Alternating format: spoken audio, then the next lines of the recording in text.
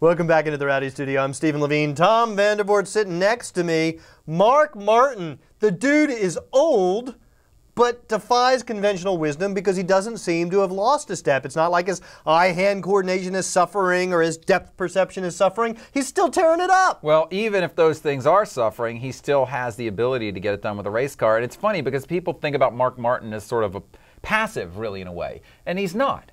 He's just smart. He's always been a really smart race car driver, and I think that comes out when you look at his results at Michigan, right? Because he has 5 wins here, more than any other racetrack, and this track, for many years, was a classic long-run racetrack. You set your car up, maybe you're not that fast at the beginning of the run, but as the track changes and the tires wear and the fuel burns off, you get faster, and Mark Martin was always great at doing that, and has 5 wins here. Not only is that the most wins he has at any track, it's the most wins any active driver has at Michigan. And you might say, yeah, well, he won most of those in the Roush days, and this has always been a Ford track. He won this race in 2009 in a Hendrick car with Rick Hendrick. Yeah. So it's not just that he was in a Roush Ford when he was tearing it up at Michigan. And in the first test session at Michigan a couple of days ago, he was fastest, laid down a lap of 201 point something miles an hour. I'm picking him to win this race. Yeah, I think it's a good pick. That's the other thing about Mark Martin is tracks with a lot of speed suit him very well. He's very good at those racetracks, always has been. You think about Dover and the sensation of speed that you get there. He's very good there. He's always loved Charlotte. He's always done great at Michigan. So I think that's another reason why this is a great track for Mark Martin, and it will be interesting to see where he starts, because if he starts up towards the front, I think you're going to see him with a very good chance to win this race at the end of the day. Here's the other thing about Mark Martin. I think that this part-time schedule suits him.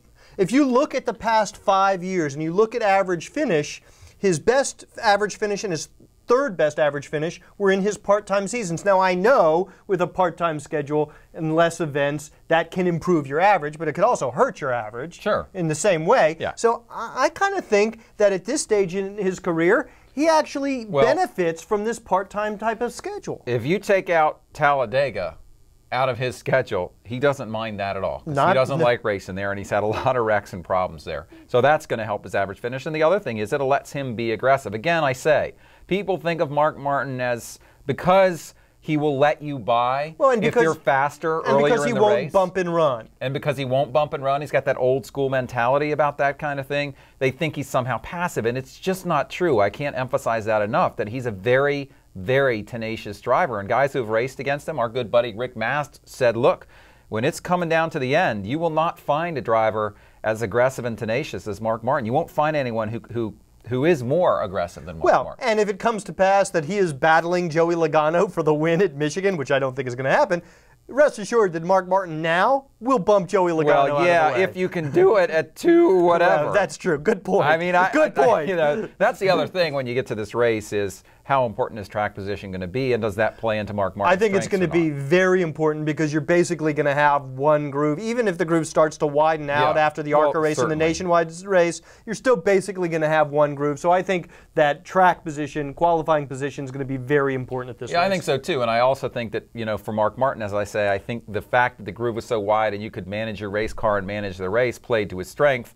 I don't know if a track position race gives him as much of an advantage, but presuming he starts up front, which it certainly looks like he'll be able to do, you know, he'll still be in the mix for a win. And, you know, there's part of me, and the other thing I want to say is, you know, if second place at Pocono was signature Mark Martin, because he's done that like a million times, and that's what he did last week. So first at Michigan seems like the next logical step. Because that's classic Mark Martin, that's classic Mark Martin, too. All right, that's Tom Vandervoort. I'm Stephen Levine. That's our take on Mark Martin and his chances at Michigan International Speedway. Watch the race. We'll be back on Monday to talk about it.